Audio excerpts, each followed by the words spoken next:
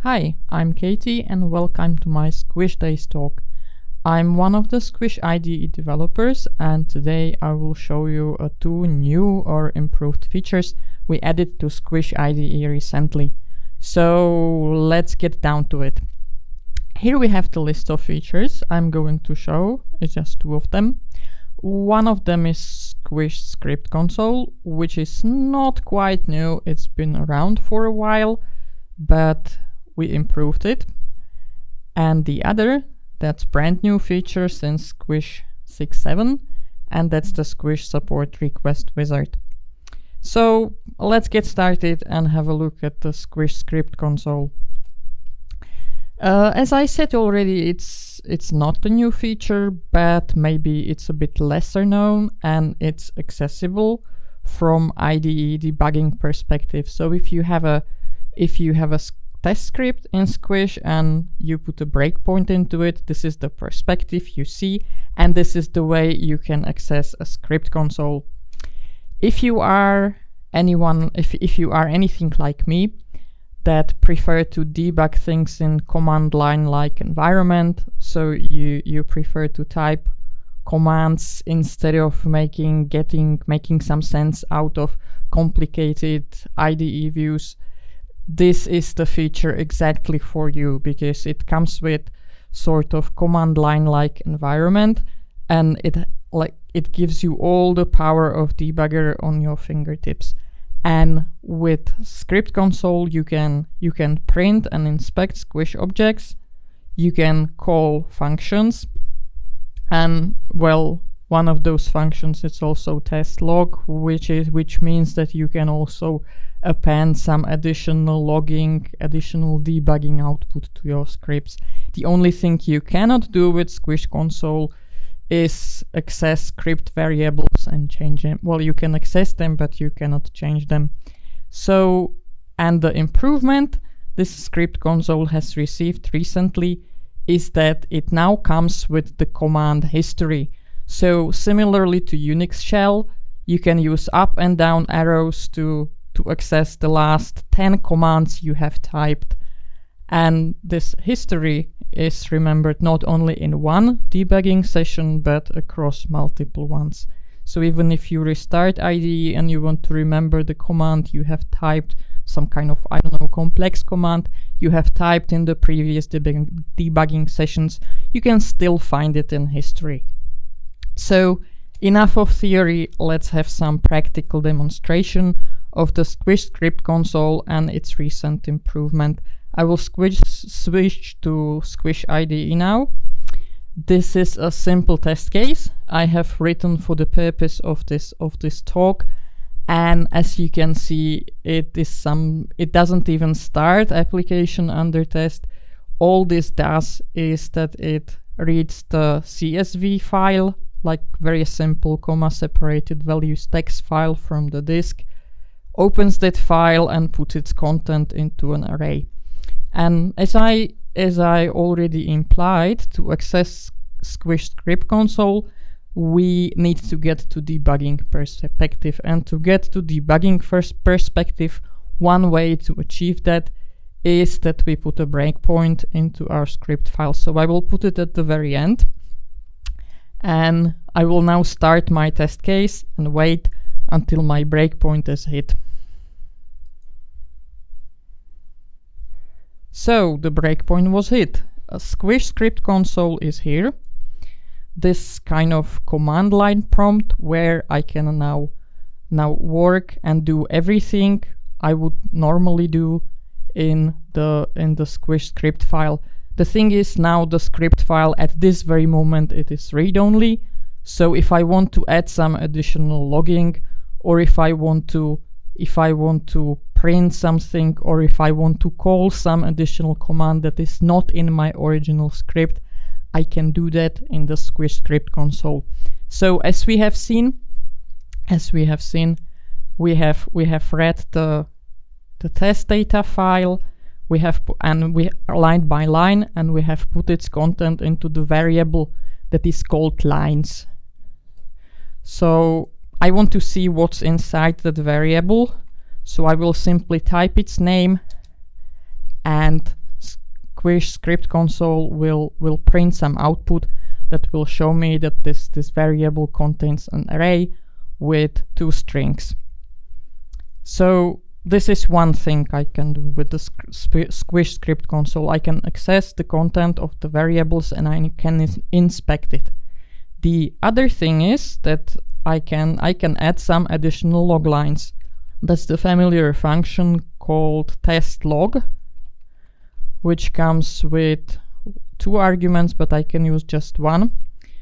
And this function will add some additional log lines into my log file and into my test results. So I will type some simple string and append this additional log line.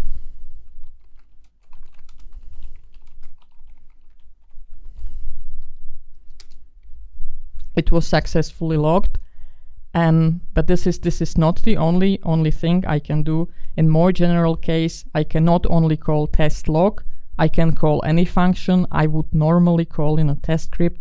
So let's say I don't like what I see and I would like to make my test fail now. So I will call another function test.fail, which comes with 1 argument, which is some kind of message.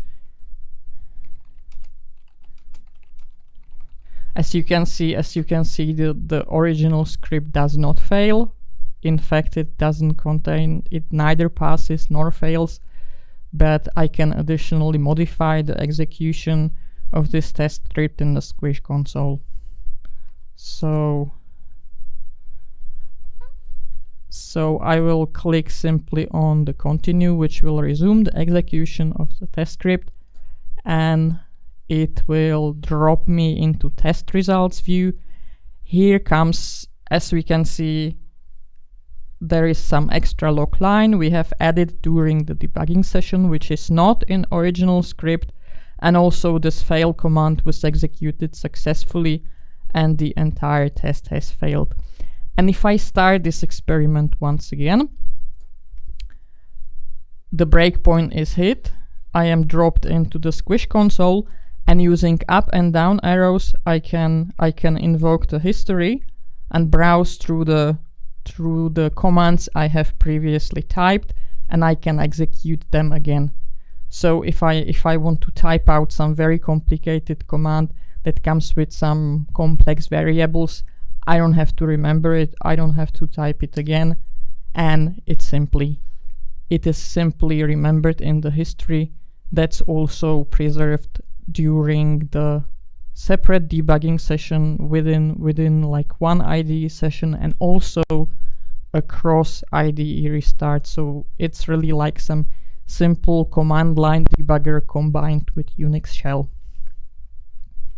Okay, so that would be the one feature I wanted to show, and the other that's our new Squish support request wizard.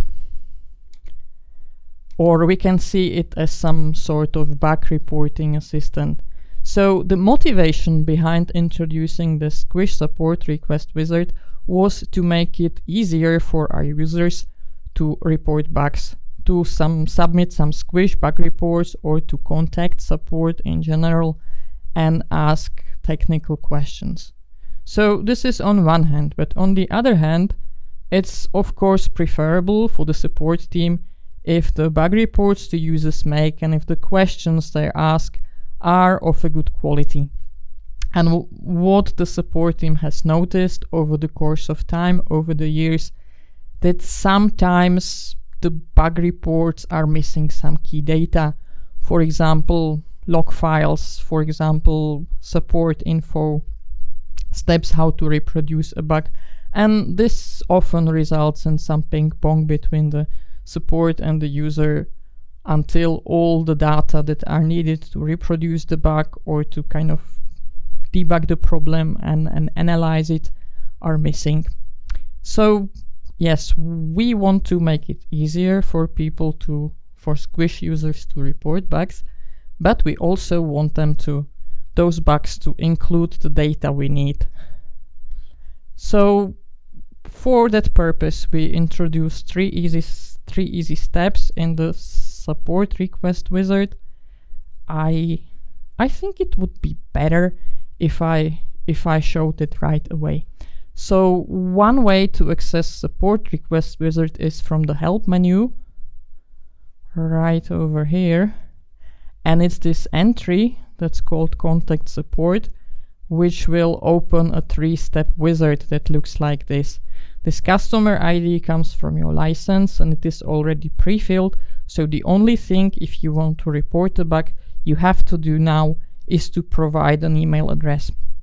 It would be best if such an email address would be already registered with our support team, but if it is not, you can still send your request, but you will be kind of required to identify yourself to the support team, like which customer you belong to. In the second step of our support request, of our bug report, we can, especially early in the release, after release, the issue you want to report is perhaps already known.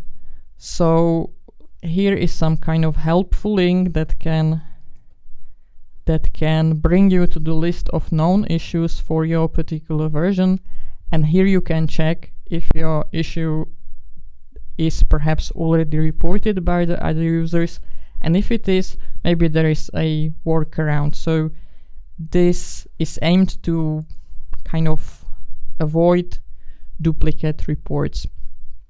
So the next step is to describe the issue in detail, to provide some one-line summary that kind of describes the problem in some brief way.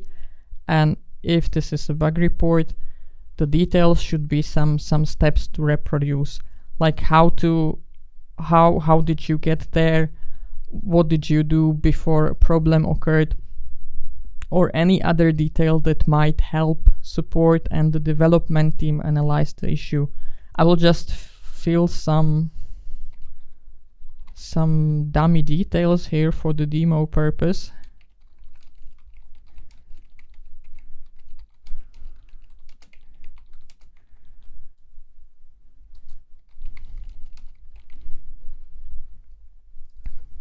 And in the final step of our support request, we can add various attachments. Those can be screenshots or some short screencast. I will click here like this.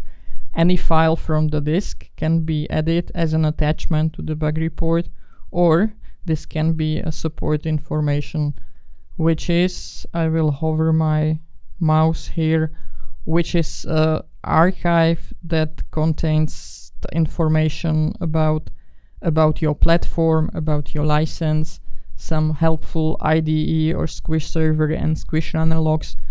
In short, some collection of information that helps the support team to diagnose your issue. This archive can be generated automatically. It looks like it's a simple zip file. So if I click OK now, this, here once again the summary what's inside this archive, and it will be attached to my report. If you don't like what's inside that archive, and if you would like to remove some parts with sensitive information, you can do so. Simply click on this link and edit this file in some external editor. So this is our support request wizard, but we went one step further, and we also wanted to make it easier for the users to report crashes. Sometimes IDE or some other Squish component crashes on you, and after a crash, I don't know, sometimes users tend to close the window and lose the error message and lose the stack trace. Then they want to report the bug and they forget to attach it to their support request, to the bug report. So we want to avoid this, and we want to make it easier for the users when they experience crash to to file the bug or to request support in a way that the information about this very crash will be already attached to the bug report, and some fields that we need for a good bug report will be already pre-filled. Therefore, we added a shortcut from such a crash dialog that will open this very support request wizard with the stack trace or the error message already included.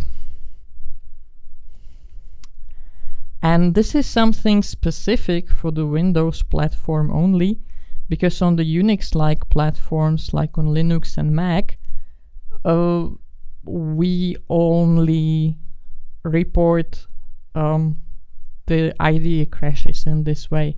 But on Windows there is some small service that keeps track, has some kind of oversight over all Squish components, not just IDE, including the AUT. And every time any of these processes crashes, a minidump file, some minidump file is dumped into the temp folder, and this folder is kind of observed, and every time a new dump file appears, an error message appears, which notifies the user to that some component has crashed, and to analyze the crash there is this DMP file that you can send to support that can have a look at it and find out the reason for the crash. But what was the problem in the previous releases of Squish is that users received this dialog that some Squish process has crashed and that the dump file is in folder such and such. They filed a report, but they actually forgot to attach this dump file. So it again resulted in some ping pong between the user and the support, because the support had to ask for the dump file. So we made it easier for the Windows user to report those sort of crashes as well, and this is what I'm going to show. So I will jump back to my IDE, and I have a test case like this. Test case like this, which simply starts my AUT, and it's a specially crafted AUT that does nothing else but crashes. There's some big button in the middle, you will see shortly, and when the button is clicked, it all goes down the drain. So I will start this test case, or like the crash case, and let's see. Yes, so the AUT has crashed and we received this beautiful crash report, and we see that the dump file is in folder, and it's in the following folder. And if we want to now get in touch with Squish support, we can open a new request.